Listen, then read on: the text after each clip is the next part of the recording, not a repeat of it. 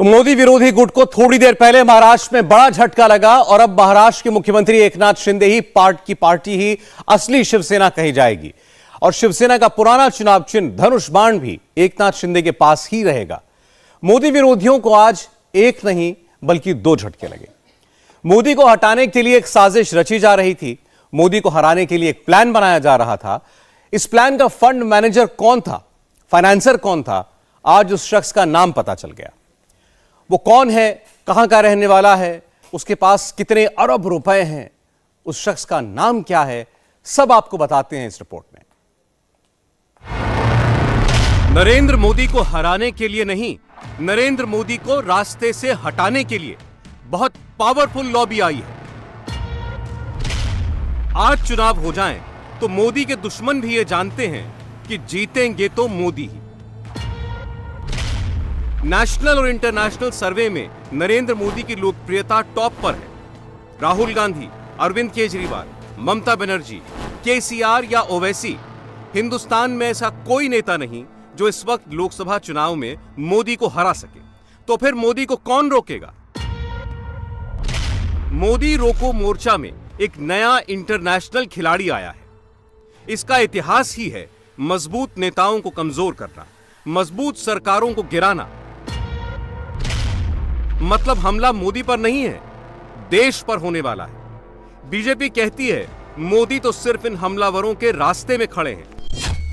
क्योंकि ये आक्रमण, this war is trying to be mounted against India, and what stands between that war and our country's interest is prime minister Modi. इनकी आंखों में हिंदुस्तान की बढ़ती हैसियत चुभ रही है। हिंदुस्तान को रोकने वाले सबसे पहले मोदी को तीसरी बार प्रधानमंत्री बनने से रोकना चाहते हैं। मोदी को हराने का नया कॉन्ट्रैक्ट किसे दिया गया है? कितने अरब रुपए लगाकर मोदी को हटाने का सौदा किया गया है? मोदी हटाओ गैंग ने किस नए कॉन्ट्रैक्टर को हायर किया है? ऐसा समझिए, सरकार गिराने वाला ये नया ठेकेदार फुल प्रोफेशनल है। ये ठेका ही लेता है जगह जगह सरकार गिराने का। 84 में हंगरी में उथल पुथल मचाई, 89 में पोलैंड, यूक्रेन और रूस को टारगेट किया, 91 में कई और यूरोपीय देशों को निशाना बनाया। इस ठेकेदार ने इजराइल और ब्रिटेन की सरकारों को भी गिराने की साजिश रची।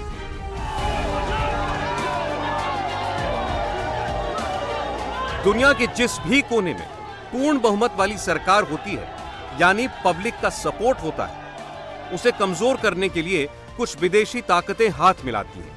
इस बार कुछ ऐसा ही हुआ है मोदी सरकार के खिलाफ।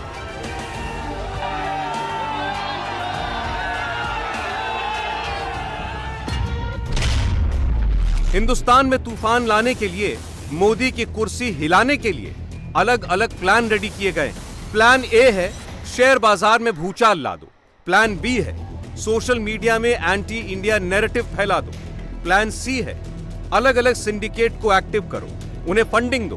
प्लान डी है डॉक्यूमेंट्री बनवा दो, फुल ऑन माहौल बनवा दो। प्लान ई है अलग अलग इंडेक्स में पैसे लगाओ और मोदी के खिलाफ झूठ फैलाओ। ये वो ठेकेदार हैं जिसे कमजोर सरकार ही अच्छी लगती है, वीक पीएम ही इसकी पसंद है। आंख से आंख मिलाकर बात करने वाले, जैसे को तैसा कहने वाले मोदी इसे अच्छे नहीं लगते। एक ऐसा वक्त जब अमेरिका, फ्रांस, ब्रिटेन के राष्ट्राध्यक्ष मोदी को थैंक यू कह रहे हैं, हिंदुस्तान का शुक्रिया अदा कर रहे हैं, इस पर हेडलाइन छप रही है। जब भारत G20 का अध्यक्ष है, दुनिया की 5वीं सबसे बड़ी अर्थव्यवस्था है, उस वक्त मोदी सरकार को डिरेल करने का ठेका दिया गया है, साजिश रची गई। आखिर कौन है ये ठेकेदार जो मोदी की सरकार को किसी भी वक्त गिरा देना चाहता है?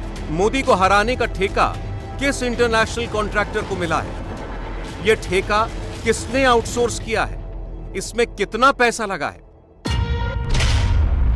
मोदी के खिलाफ कितनों को सुपारी मिली, कितनों को टेंडर मिला? एंटी मोदी एजेंडा चलाने वाले कितने कॉन्ट्रैक्टर, कितने कैरेक्टर? मोदी पर हिट जॉब करने वाला कौन है सबसे बड़ा कॉन्ट्रैक्टर? सबसे बड़ा खुलासा, सनसनीखेज खबर। मोदी के पीछे अब वो शख्स पड़ गया है जो राष्ट्रवाद से नफरत करता है। कौन है यह शख्स? मोदी के इस दुश्मन को हिंदू शब्द से नफरत है। ये कहां छिपा बैठा है? यह शख्स CAA NRC विरोधी मोर्चे को विदेश में बैठकर सपोर्ट करता है, मोदी पर अटैक करता है। क्या है इसका नाम? ये खुल्लम खुल्ला कहता है मोदी के बुरे दिन आने वाले हैं, 24 में मोदी जाने वाले हैं। कौन है इसका स्क्रिप्ट राइटर? ये हिंदुस्तान में बैठे मोदी विरोधियों की भाषा क्यों बोल रहा है?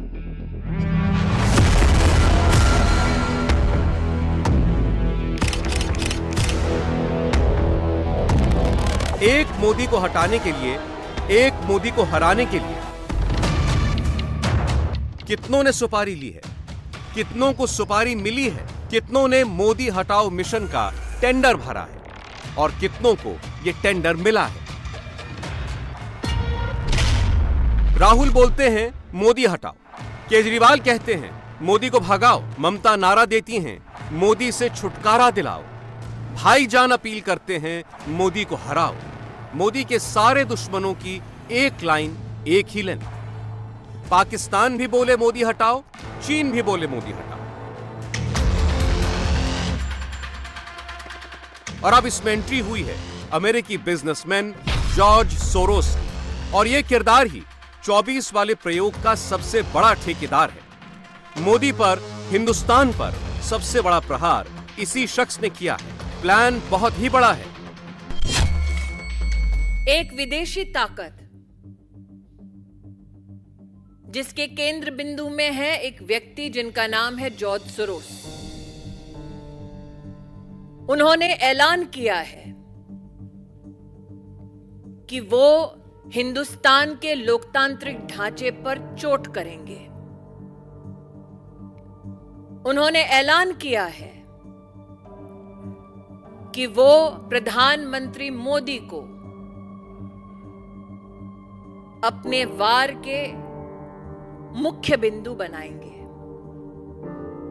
जॉर्ज सोरोस का यह ऐलान कि वो हिंदुस्तान में मोदी को झुका देंगे, हिंदुस्तान की लोकतांत्रिक ढांचे से चुनी हुई सरकार को ध्वस्त करेंगे, उसका मुंहतोड़ जवाब हर हिंदुस्तानी को देना चाहिए।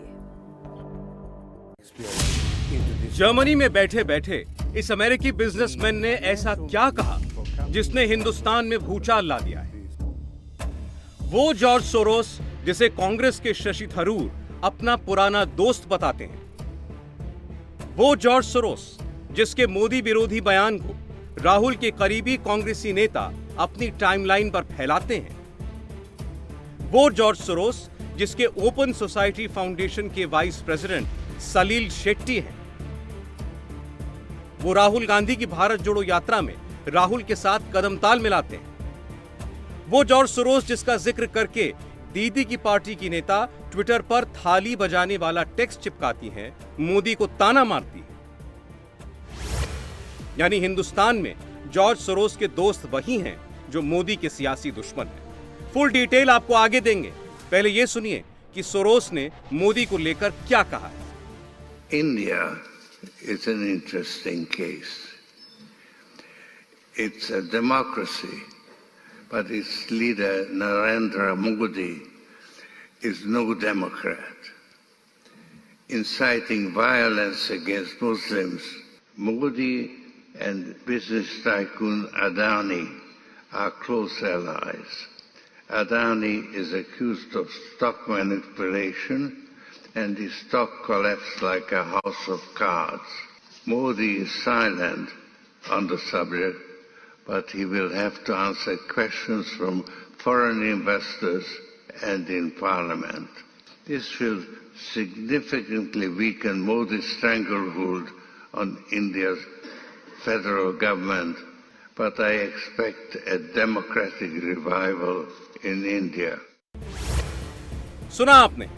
ये शख्स जर्मनी के म्यूनिख में बैठकर डेमोक्रेसी पर लेक्चर देता है, मोदी को टारगेट करता है, मुसलमान वाला एंगल फिट करता है, अडानी वाला टेप बजाता है और चुपके से उसमें 2024 में मोदी को हटाने वाला नैरेटिव फिट कर देता है। एजेंडा क्लियर है, देश के भीतर और देश के बाहर बैठे दुश्मन लोकतांत्रिक तरीके से मोदी को हरा नहीं सकते, इसलिए अभी से मोदी को हटाने वाली पिच रेडी कर रहे हैं। और यह सब अचानक नहीं हुआ। टाइमिंग नोट कीजिए।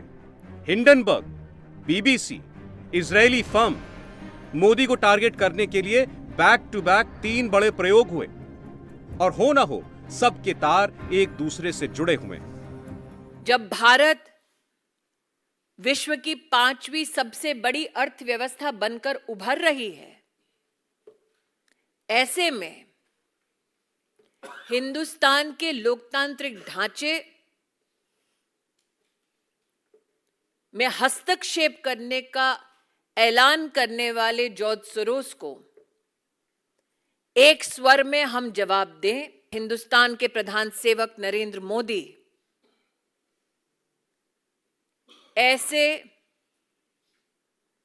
गलत इरादों के सामने सर नहीं झुकाएंगे। जब हिंदुस्तान को चुनौती दी गई, हमने विदेशी ताकतों को पहले भी हराया है, आगे भी हराते रहेंगे। आपने एक बात और नोट की होगी, कांग्रेस 24 घंटे पहले इजराइल वाला टेप लेकर आई थी। अडानी वाला टेप तो वो नॉनस्टॉप बजा ही रही है, हर रोज नया एजेंडा घुमा रही है। अगर हम कहें कि ये पूरा इकोसिस्टम ही आपस में मिला हुआ है तो आप यकीन नहीं करेंगे। जॉर्ज सोरोस पिछले कई सालों से मोदी हटाओ मिशन पर लगे। साल 2020 में जॉर्ज सोरोस ने मोदी सरकार को भारत के लिए खतरा बताया था और हिंदू नेशनलिस्ट देश बनाने का एजेंडा फैलाया था। यह शख्स CAA NRC के प्रदर्शनकारियों के समर्थन में भी आगे आ चुका है। जॉर्ज सोरोस उसी ओपन सोसाइटी फाउंडेशन का मालिक है जिसके वाइस प्रेसिडेंट सलिल शेट्टी राहुल गांधी के साथ भारत जोड़ो यात्रा में पैदल मार्च करते हैं। रिपोर्ट्स के मुताबिक जॉर्ज सोरोस की संस्था भारत में कई वामपंथी मीडिया संस्थानों को फंड करती है। फ्रांस के जिस फॉरबिडन स्टोरीज नाम की संस्था ने इजरायली फर्म के बहाने मोदी को घेरने की कोशिश की और कांग्रेस ने उसे हाथों हाथ लिया, उसकी फंडिंग भी जॉर्ज सोरोस के ओपन सोसाइटी फाउंडेशन से ही होती है। फॉरबिडन स्टोरीज की वेबसाइट पर मीडिया पार्ट नाम की संस्था के प्रमुख फेब्रिसे अफरी का भी नाम है, और आपको पता होना चाहिए कि मीडिया पार्ट फ्रांस का वही वामपंथी मीडिया संस्थान है जो राफेल डील के खिलाफ पहले दिन से एजेंडा चला रहा है और मोदी विरोधियों ने उसे जम के फैलाया। सोरोस का धंधा ही यही है, विदेश में बैठकर अलग अलग एनजीओज को फंड करो और दूसरे देशों की लोकतांत्रिक व्यवस्थाओं में दखल अंदाजी करो। कुछ सैंपल देखिए। जॉर्ज सोरोस का नंबर 1 दुश्मन रूसी राष्ट्रपति पुतिन है, क्योंकि वो एक राष्ट्रवादी हैं, बिल्कुल मोदी की तरह। सोरोस पिछले 20 सालों से रूस को बर्बाद करने के मिशन पर लगे हुए हैं। यूक्रेन में ऑरेंज रेवोल्यूशन, किर्गिस्तान में ट्यूलिप रेवोल्यूशन, जॉर्जिया में रोज रेवोल्यूशन, फिलीपींस में yellow revolution, Tunisia, Egypt, Syria जैसे देशों में अरब स्प्रिंग। इन सारे आंदोलनों के पीछे उन एनजीओज का ही हाथ है जिसे जॉर्ज सोरोस फंड करता है। आपने यह भी नोट किया होगा कि भारत के बढ़ते कद को कमजोर करने के लिए 5 से 7 लोगों की टीम हिंडनबर्ग रिपोर्ट लेकर आती है तो मोदी विरोधी बवाल मचा देते हैं। मोदी को नुकसान पहुंचाने के लिए 10 लोगों की टीम हंगर इंडेक्स लेकर आती है तो राहुल उसे अपनी टाइमलाइन पर चिपका लेते हैं। कोई प्रेस फ्रीडम इंडेक्स लेकर आता है तो वो भी राहुल की टाइमलाइन पर दिख जाता है। मजे की बात यह है कि जॉर्ज सोरोस ऐसे कई सारे ग्लोबल एनजीओज को फंड करते हैं जो press freedom, democracy index, hunger index का डेटा जारी करते हैं। जॉर्ज सोरोस और मोदी के विरोधियों का कनेक्शन समझ रहे हैं ना आप? पहला कटाक्ष नहीं है नरेंद्र मोदी पर, और प्रधानमंत्री मोदी ने बार बार कहा कि उन पर कटाक्ष करेंगे, उन पर वार करेंगे तो वो सहन करने की शक्ति रखते हैं, लेकिन हिंदुस्तान पर वार ना वो स्वीकार करेंगे ना कोई हिंदुस्तानी स्वीकार करेगा, क्योंकि ये आक्रमण, this war is trying to be mounted against India, and what stands between that war and our country's interests is prime minister Modi. International level पर मोदी विरोध का ठेका जॉर्ज सोरोस को मिला है तो लोकल लेवल पर यह काम राहुल और उनकी पार्टी कर रही है। जयराम रमेश ने ट्वीट करके जॉर्ज सोरोस से पल्ला झाड़ लिया, इंटरनेशनल साजिश से इनकार कर दिया। मगर क्या यह सिर्फ एक संयोग है कि 24 घंटे पहले जॉर्ज सोरोस अडानी का नाम लेकर मोदी पर अटैक करता है और शुक्रवार को कांग्रेस का पूरा इकोसिस्टम अडानी अडानी मोदी मोदी करने लगता है। देश के अलग अलग हिस्सों में प्रेस कॉन्फ्रेंस होने लगती है। वो जाने, जॉर्ज सोरोस जाने, इसमें ये तो उनकी टूल किट है, ये उनकी टूल किट में हम नहीं पड़ेंगे। हमारी मांग है जेपीसी जाने, उनका टूल किट जाने, उनके जॉर्ज सोरोस जाने या जो भी उनका नाम है, वो स्मृति जी जाने, उसमें हमारा क्या मतलब। पवन खेड़ा जॉर्ज सोरोस को पहचानने से इनकार कर रहे हैं, मगर क्या वो इस सवाल का जवाब दे सकते हैं कि जॉर्ज सोरोस के फाउंडेशन के वाइस प्रेसिडेंट राहुल के साथ क्या कर रहे थे? मजेदार बात देखिए, ये वही जॉर्ज सोरोस हैं जो 2006 में यानी यूपीए के दौर में कहते थे कि भारत का बढ़ता कद दुनिया के लिए सकारात्मक खबर है। ये वही सोरोस हैं जो 2011 में कहते थे कि वर्ल्ड इकोनॉमी में भारत का कद बढ़ा है, तब भी यूपीए की सरकार थी। मगर 2014 में जैसे ही मोदी देश के पीएम बने, 19 में दोबारा चुने गए, सोरोस ने भारत में मोदी के दुश्मनों के साथ मिलकर एजेंडा चलाना शुरू कर दिया। जानते हैं क्यों? क्योंकि इस इंटरनेशनल ठेकेदार को वीक पीएम अच्छे लगते हैं, मजबूत नरेंद्र मोदी नहीं। वो सत्ता परिवर्तन की बात करते हैं तो आप इसको मात्र इमेज से इसका संबंध ना जोड़ें। हिंदुस्तान की लोकतांत्रिक व्यवस्था को ध्वस्त करने का ऐलान किया गया है। वो हमारी डेमोक्रेसी को ध्वस्त करने का ऐलान मात्र इसलिए करते हैं ताकि उनके हैंड पिक्ड लोग सरकार चलाएं। जॉर्ज सोरोस जैसे व्यक्ति चाहते हैं कि एक कमजोर देश हो जिसमें कमजोर सरकार हो, जो उनके दिशा निर्देश अनुसार चले। ये नया हिंदुस्तान है। 2019 और 2024 के चुनाव में सबसे बड़ा फर्क क्या होगा?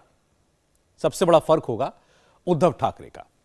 2014 और 2019 में उद्धव बीजेपी के साथ थे, भगवा झंडे के नीचे थे। उद्धव हिंदुत्व के सहारे थे। अब उद्धव के पास ना भगवा झंडा है, ना हिंदुत्व का डंडा ही उनके साथ है। उद्धव अब सेक्युलर पॉलिटिक्स करेंगे, लेकिन क्या कांग्रेस और एनसीपी के साथ रहकर यह करना आसान होगा? उद्धव मुस्लिम वोट के बारे में सोच रहे हैं, मगर मुस्लिम वोट के बारे में सबसे बड़ा प्लान किसी ने अगर बना रखा है। 20 करोड़ मुसलमानों के तलबगार दरअसल कई हैं।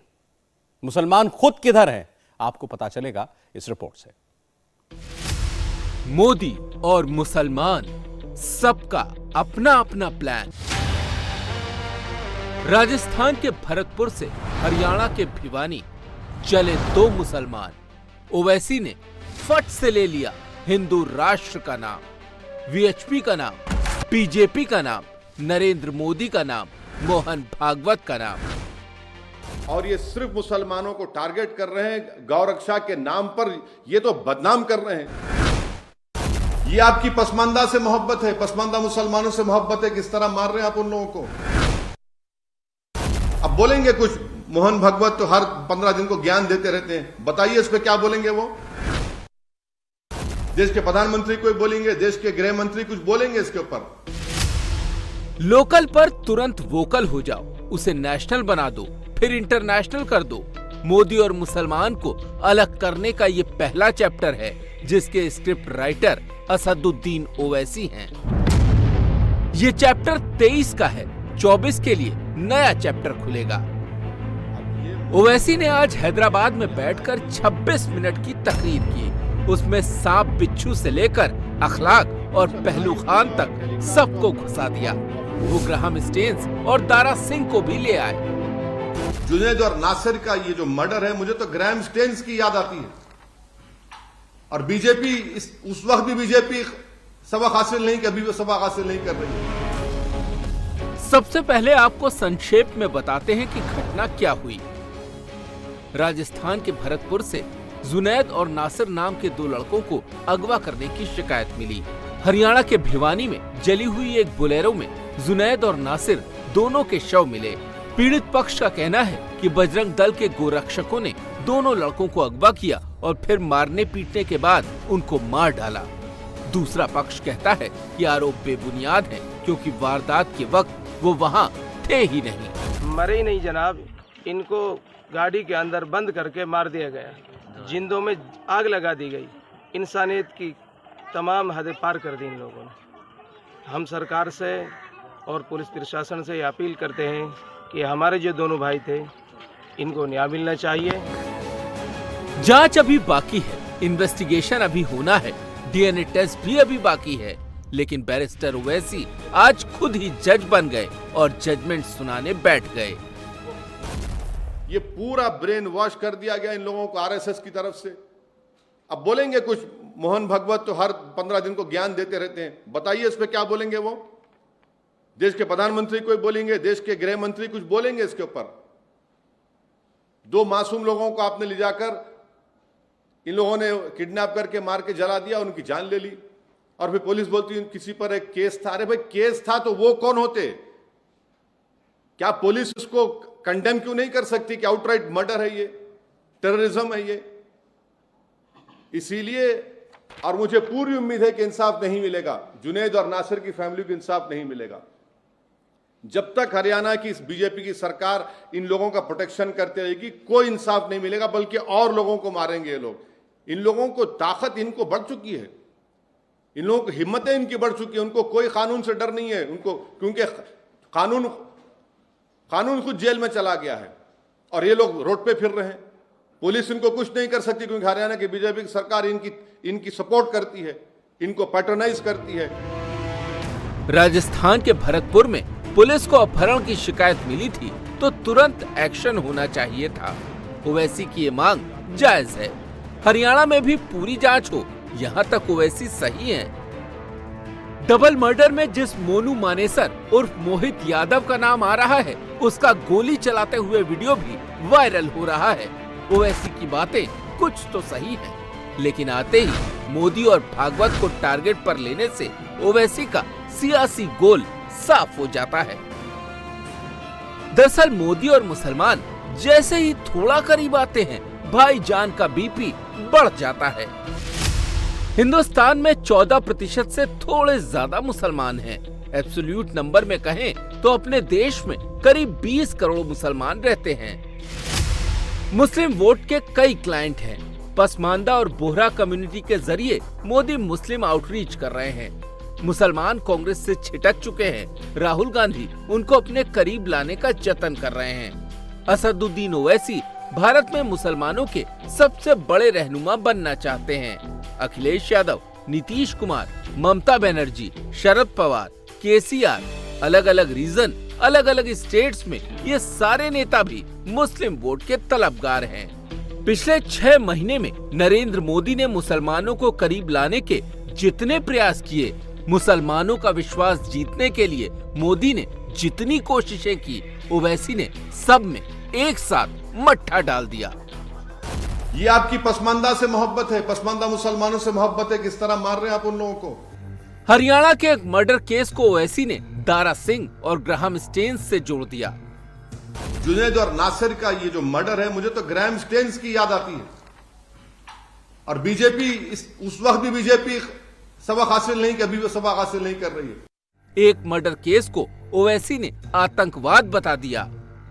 आखिर ये आतंक, ये टेररिज्म कब खत्म होगा? ओवैसी ने राजस्थान की अशोक गहलोत सरकार और हरियाणा की खट्टर सरकार दोनों को एक लाइन में खड़ा कर दिया। और मुझे पूरी उम्मीद है कि इंसाफ नहीं मिलेगा, जुनैद और नासिर की फैमिली को इंसाफ नहीं मिलेगा। ओवैसी के अल्फाजों को पकड़ेंगे तो भाईजान का मोटिव साफ साफ समझ में आएगा। पसमानदा, मोहब्बत, ग्राहम स्टेन्स, दारा सिंह, अखलाक, पहलू खान, अकबर खान, कासिम, टेररिज्म, इंसाफ नहीं मिलेगा, मुसलमान मरते रहेंगे, नरेंद्र मोदी, मोहन भागवत, बीजेपी, वीएचपी। ओवैसी को जहां भी मौका मिलता है वो खुद को मुसलमानों का एकमात्र नकीबे मिल्लत साबित करने में जुट जाते हैं। इस बार भी ओवैसी ने ही सबसे पहले भरतपुर का टिकट कटाया, लेकिन हकीकत सिर्फ इतनी नहीं जितनी दिख रही है। राजस्थान में इसी साल असेंबली इलेक्शन है। ओवैसी ने अपने लिए राजस्थान की 30 मुस्लिम बहुल सीटें छांट रखी हैं। 18 फरवरी को भरतपुर में और 19 फरवरी को टोंक में ओवैसी की रैली पहले से प्लान्ड है। राजस्थान के मेवात में मुस्लिम आबादी का कंसंट्रेशन सबसे ज्यादा है। यहाँ कामा, रामगढ़ नगर और तिजारा समेत 6 मुस्लिम बहुल सीटें हैं। ओवैसी जयपुर के आदर्श नगर, किशनपुर और हवा महल के अलावा जोधपुर के सूरसागर और बाड़मेर, जैसलमेर, सीकर, झुंझुनू, नागौर, टोंक, सवाई माधोपुर, अलवर और भरतपुर पर भी नजरें टिकाए हुए हैं। मुस्लिम वोट पर कांग्रेस की भी नजर है। भरतपुर में जुनैद और नासिर के गांव में पंचायत लगी। जुमे के दिन हो रही इस पंचायत में कांग्रेस की अशोक गहलोत सरकार ने अपनी मिनिस्टर जाहिदा खान को नुमाइंदा बनाकर भेजा। हमें अपने आदरणीय अशोक गहलोत साहब में पूरा यकीन है कि वो हमारे साथ न्याय करेंगे, इसलिए हम लाशों को रख के कोई सौदा नहीं करेंगे, लाशों पे ना राजनीति करेंगे। 2018 के राजस्थान असेंबली चुनाव में भरतपुर संभाग की 19 सीटों में से कांग्रेस ने 13 सीटें जीती थी। 2018 में कामा सीट से कांग्रेस की जाहिदा खान ने सबसे बड़ी जीत दर्ज की थी। वही जाहिदा खान आज गहलोत सरकार में मिनिस्टर हैं। नहीं, अगर ओवीसी जी को कोई पहले से पता चल जाती है चीजें तो वो हमारी सरकार को बता दिया करें, क्योंकि ये ऐसा तो है नहीं कि कभी पहले इस तरह की कोई हरकत हुई हो और क्रिमिनल्स आ रहे हैं, ये तो किसी को भी नहीं पता था, तो एक्शन क्या लेते किसी के खिलाफ। भरतपुर केस में सचिन पायलट भी सरकार और राजस्थान पुलिस के साथ खड़े दिखे। मुझे ज्ञात हुआ है कि किसी व्यक्ति को डिटेन भी किया गया है, लेकिन इसकी जांच होगी और तुरंत प्रभाव से जो भी कोई भी हो, कोई व्यक्ति हो, कोई संस्था हो, कोई संगठन हो, किसी भी दल का हो, अगर किसी ने कानून को अपने हाथों में लिया है उसका पूरा हम जांच करवा के उसको निर्णय दिलाएंगे। राजस्थान में ओवैसी एक्टिव है। अगर कांग्रेस की मंत्री एक्टिव हैं, तो वीएचपी भी सुपर एक्टिव है। बजरंग दल पर लगे आरोपों का जवाब विश्व हिंदू परिषद के बड़े नेता दे रहे हैं। इस तरह के मामलों में राजस्थान सरकार की भूमिका हमेशा से वोट बैंक की राजनीति से प्रभावित रही है। यह कई मामलों में सिद्ध भी हो चुका है। एक राजनीतिक एजेंडे के तौर पर ही बजरंग दल का नाम अनावश्यक रूप से घसीटा जा रहा है, जिसको किसी भी तरह उचित नहीं माना जा सकता। सवाल है कि यहाँ से आगे क्या होगा? क्या पोलराइजेशन शुरू हो चुका है? क्या आने वाले चुनाव में फुल हिंदू मुसलमान होने वाला है? राजस्थान, हरियाणा, महाराष्ट्र, बिहार, झारखंड, यूपी, असम और कर्नाटक, इन सारे राज्यों को देखेंगे तो एक ट्रेंड साफ साफ दिखाई देगा। चुनाव आयोग के ताजा फैसले के बाद उद्धव ठाकरे के पास सिवाय मुसलमानों के कुछ नहीं बचा। पार्टी का नाम शिवसेना एकनाथ शिंदे को मिल गया। तीर धनुष का निशान भी चुनाव आयोग ने शिंदे को दे दिया।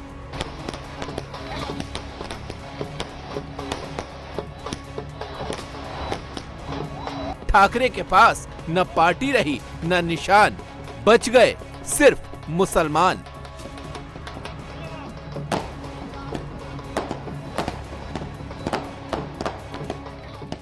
अब ओरिजिनल शिवसेना ये एकनाथ शिंदे जी की शिवसेना बनी है।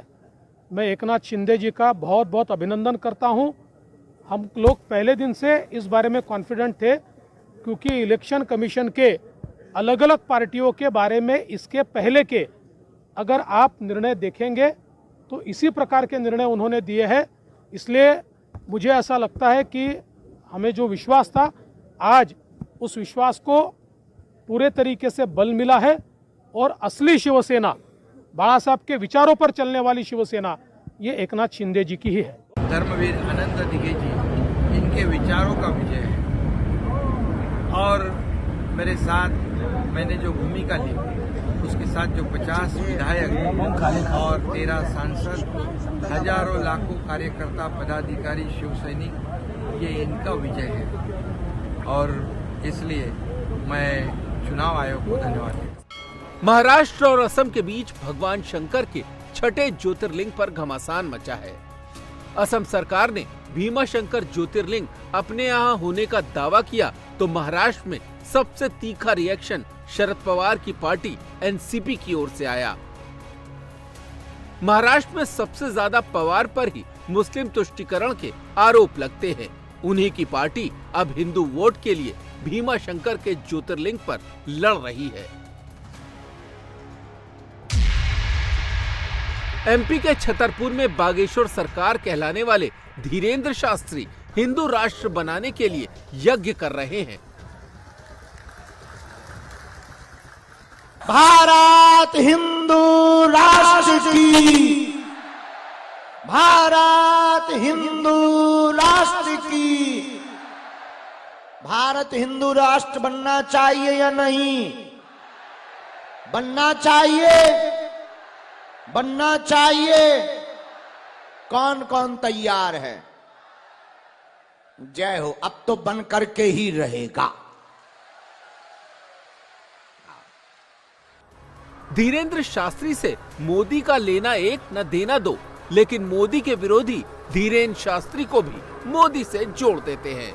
असदुद्दीन ओवैसी सीधे सीधे मोदी को टारगेट करते हैं।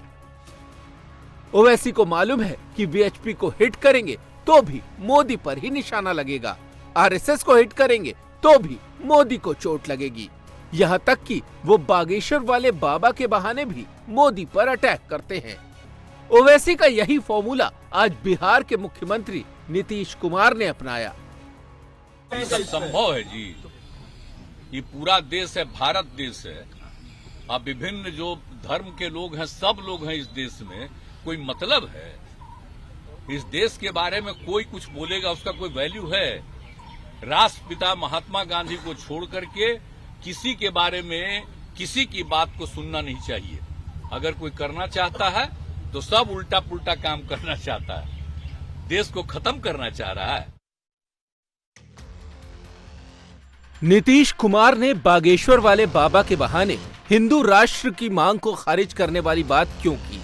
सिंपल रीजन यही है कि बिहार में 17% एक मुश्त मुसलमान वोट है, जिस पर 2024 के लिए नीतीश की नजर है। नीतीश कुमार के 5% कुर्मी और 10% पचपनिया वोट के साथ 17% मुस्लिम वोट और आरजेडी से जुड़ा 12% यादव वोट अगर मिल जाता है तो 44% वोट शेयर बनता है। नीतीश कुमार और तेजस्वी यादव इसके साथ अगर थोड़े बहुत महादलित वोट भी जोड़ लेते हैं तो बिहार में एक विनिंग कॉम्बिनेशन बनता है। जातियों का यही अंगणित बिहार में नीतीश कुमार और तेजस्वी यादव का ट्रम्प कार्ड है। बीजेपी वहां मोदी और वोटर के बीच की केमिस्ट्री पर डिपेंड है, क्योंकि चुनाव जब देश का हो तो मोदी ही सबसे बड़े फैक्टर हैं। सेकेंड इक्वेशन ये है कि अगर मुस्लिम वोटों का पोलराइजेशन होता है तो हिंदू वोट भी पोलराइज होते हैं। जाति टूटने और धर्म जुड़ने का सीधा फायदा बीजेपी को मिलता है। पोलराइजेशन से क्या होता है इसका एक सैंपल मेघालय में दिखा। असम के मुख्यमंत्री हिमंता बिस्वा शर्मा ने मेघालय में रैली की। बड़े बड़े केंद्रीय मंत्रियों से भी ज्यादा भीड़ आई। बाल विवाह के खिलाफ एक्शन लेने के बाद हिमंता मुस्लिम नेताओं के निशाने पर हैं, तो हिंदू वोटर उनके पीछे खड़ा हो रहा है। कर्नाटक में सेम टू सेम यही हो रहा है। कर्नाटक में भव्य राम मंदिर बनाने का ऐलान। कर्नाटक के रामनगर में बनेगा राम का मंदिर। मठों और मंदिरों के लिए 1000 करोड़। कर्नाटक के मुख्यमंत्री बासवराज बोम्मई ने बजट पेश किया तो सबसे ज्यादा फोकस धर्म पर किया। बीजेपी को मालूम है कि आने वाले चुनाव में इसका फायदा होगा और अगर कांग्रेस ने इसका विरोध किया तो बीजेपी को और ज्यादा फायदा होगा।